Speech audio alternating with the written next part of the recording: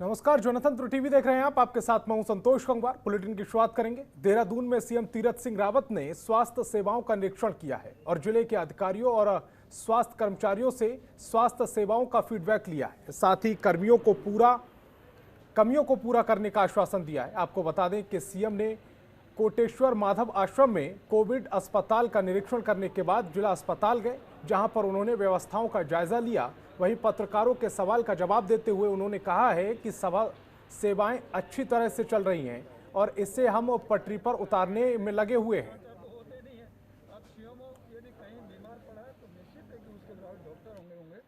से ऊपर आयु के लोगों को लगातार वैक्सीन लग रही है, शिविर लगे हुए हैं। 18 से लेकर के 45 वर्ष के आयु के नौजवानों को, बहनों को वैक्सीन लगाने का काम हमने फ्री में किया है और पहला प्रदेश सरकार होगी कि जिसने फ्री की घोषणा की थी। 400 करोड़ से भी अधिक जिसमें खर्चा आता है वो हमारी सरकार वहन करेगी।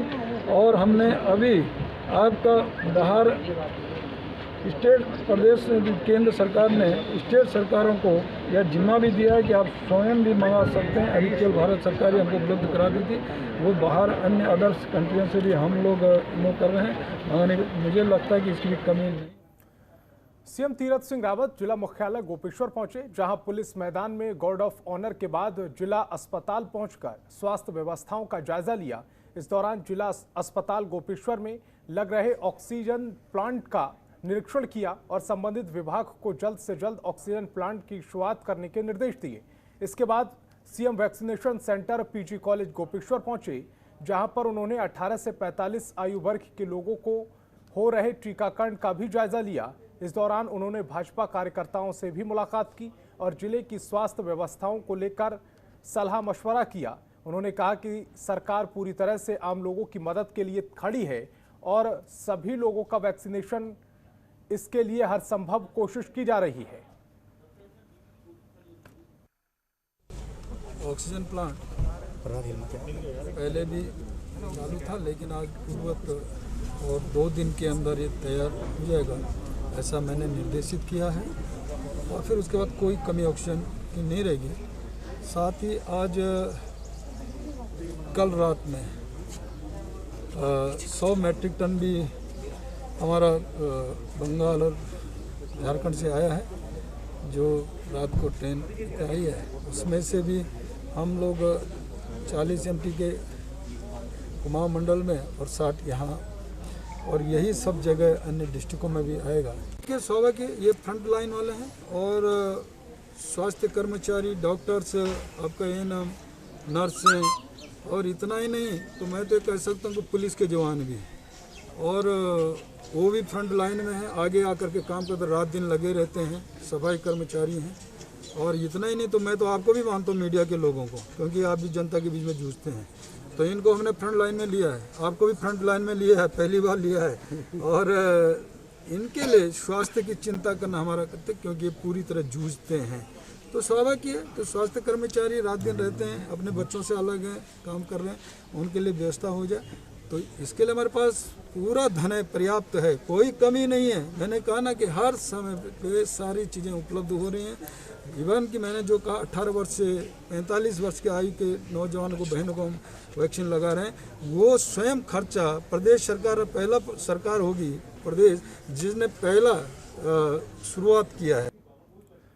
सीएम तीरथ सिंह रावत जिला मुख्यालय रुद्रप्रयाग भी पहुंचे, जहां सीएम ने कोविड अस्पताल कोटेश्वर के माधव आश्रम अस्पताल का निरीक्षण किया। साथ ही डॉक्टर से स्वास्थ्य सेवा की जानकारी ली। आपको बता दें कि कोटेश्वर अस्पताल में बद इंतजामी को लेकर केदारनाथ के विधायक मनोज रावत ने मुख्यमंत्री को पत्र लिखा था और मरीजों के परिजन शिकायतें कर रहे थे और अस्पताल में उन्हें सुविधा नहीं मिल रही है, जिसके लिए तीरथ सिंह रावत ने ग्राउंड जीरो पर जाकर निरीक्षण किया है।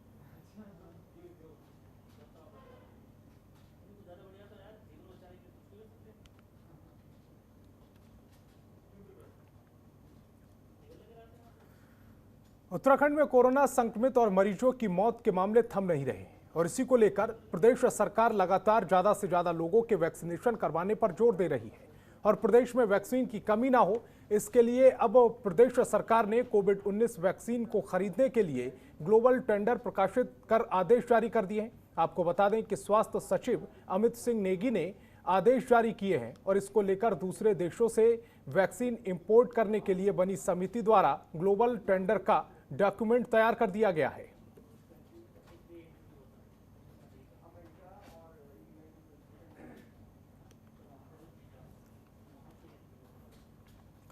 उत्तराखंड सरकार ने कैबिनेट मंत्री यशपाल आर्य ने बाजपुर के सामुदायिक स्वास्थ्य केंद्र का निरीक्षण किया है। इस दौरान अस्पताल में अव्यवस्थाओं को दुरुस्त करने और वैक्सीनेशन को बढ़ावा देने के लिए अधिकारियों को निर्देश दिए गए हैं।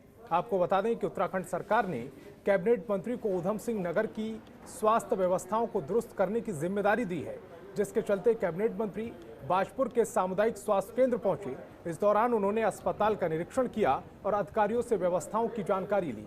अस्पताल में अव्यवस्था पाने पर कैबिनेट मंत्री यशपाल आर्य ने CMS डॉक्टर पंकज माथुर और SDM विवेक प्रकाश को जमकर फटकार लगाई। इस दौरान उन्होंने अधिकारियों को जल्द व्यवस्थाएं दुरुस्त करने के निर्देश दिए हैं। साथ ही कैबिनेट मंत्री यशपाल आर्य ने वैक्सीनेशन का कार्य धीमी गति से होने पर उसमें तेजी लाने के सख्त निर्देश दिए हैं।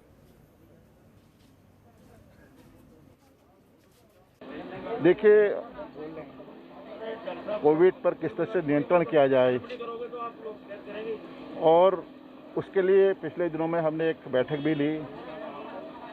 उसमें हमारे जिलाधिकारी से लेकर सभी हमारे स्वास्थ्य विभाग के अधिकारी, CMO और अन्य अधिकारी मौजूद थे। उनको स्पष्ट निर्देश दिए गए हैं कि वैक्सीनेशन में तेजी लाई जाए और जो भी हमारे प्राइवेट हॉस्पिटल्स हैं या हमारे जो गवर्नमेंट हॉस्पिटल्स हैं, वहाँ पर हमारे जो संक्रमित परिवार हैं, लोग हैं, उनको पूरी सुविधा मिलनी चाहिए।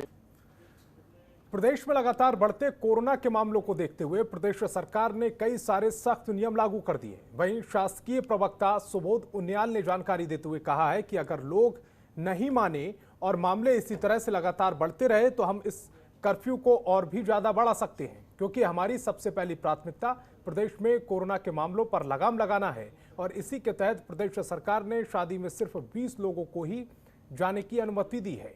साथ ही सुबोध उनियाल ने लोगों से आग्रह भी किया है कि अगर ज्यादा जरूरी ना हो तो वो घर से बाहर ना निकलें, साथियों को थोड़े दिनों के लिए टाल दें। हमने आपसे कहा था कि सरकार बहुत संवेदनशील है, इसको लेकर गंभीरता से इसको मंथन कर रही है और पिछली बार हमने पहले फेज का जब निर्णय लिया था तो उससे पहले बहुत स्पष्ट कहा था कि सरकार कड़े से कड़े कदम उठाने के लिए तैयार है। आज भी परिस्थिति को देखते हुए निश्चित रूप से अगर आवश्यकता पड़ेगी तो जो अगर हालात नहीं सुधरे तो निश्चित रूप से बढ़ाया जाए। उत्तराखंड में 70% केंद्रों पर 45+ के लिए वैक्सीन खत्म हो गई है। शुक्रवार को कई केंद्रों से लोगों को खाली हाथ लौटना पड़ा है। सीमित स्थानों पर ही टीकाकरण किया जा रहा है, जबकि रविवार से कई जिलों में अभियान ठप हो सकता है। आपको बता दें कि शुक्रवार को राज्य भर में 45 से अधिक उम्र वाले 9,728 लोगों को ही वैक्सीन लगाई है। बताया जा रहा है कि अब मात्र 15,000 टीके ही बचे हैं। आपको बता दें कि 45 से अधिक उम्र वालों के लिए केंद्र सरकार टीके उपलब्ध करा रही है, लेकिन बीते एक हफ्ते में इस आयु वर्ग के लिए कोई टीका उत्तराखंड में नहीं लगा है। इस कारण अधिकांश जिलों के प्रमुख केंद्र, खासतौर पर शहरी केंद्रों पर टीके उपलब्ध नहीं हो पाते हैं।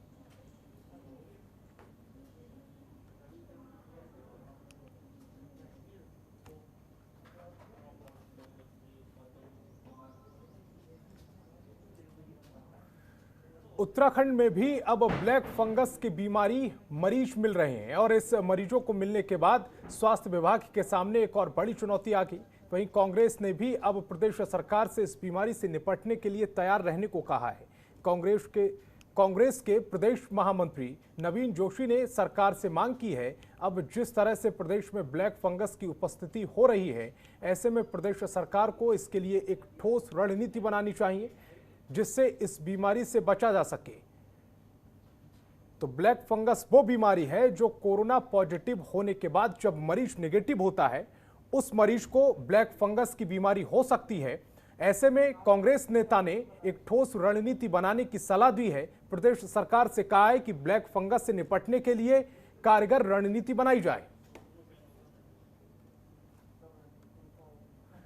रुड़की में गांव-गांव शिविर लगाने के लिए भाजपा कार्यकर्ताओं ने भी कमर कस ली है। बेंगलोर के निजामपुर हरचंदपुर गांव में भाजपा कार्यकर्ताओं के प्रयास से कोरोना के निःशुल्क टेस्ट का शिविर लगाया जा रहा है। जिसमें बढ़ चढ़कर सैकड़ों लोग टेस्ट करा रहे हैं। साथ ही निःशुल्क हो रहे कोविड टेस्ट से लोगों को राहत भी मिल रही है। वहीं इस मौके पर भाजपा मंडल अध्यक्ष सोनू धीमान ने बताया कि तीरथ सरकार लोगों के स्वास्थ्य को लेकर गंभीर है और भाजपा कार्यकर्ता गांव-गांव जाकर शिविर लगा रहे हैं। तो गांव में कोरोना संक्रमण न फैले, इसके लिए भाजपा कार्यकर्ता गांव-गांव जाकर शिविर लगा रहे हैं और इसको लेकर निःशुल्क कोरोना जांच भी की जा रही है।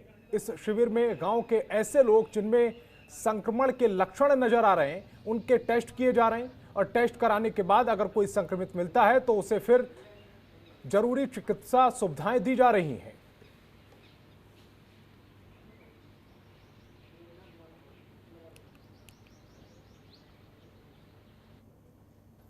जसपुर के ग्राम भगवंतपुर में सरकारी गल्ला विक्रेता को एक्सपायरी चना बेचना भारी पड़ गया है और उप जिलाधिकारी जसपुर ने ग्रामीणों की शिकायत पर एक टीम का गठन कर मौके पर पहुंची, जहां पर सरकारी सस्ता गल्ला विक्रेता कृपाल सिंह द्वारा ग्रामीणों को गेहूं चावल के साथ चना बांटा जा रहा था जो एक्सपायर डेट का था, जिसके बाद नायब तहसीलदार के नेतृत्व वाली टीम ने मौके पर पहुंचकर एक्सपायरी चने को जब्त कर लिया और आगे की कार्रवाई में जुट गई।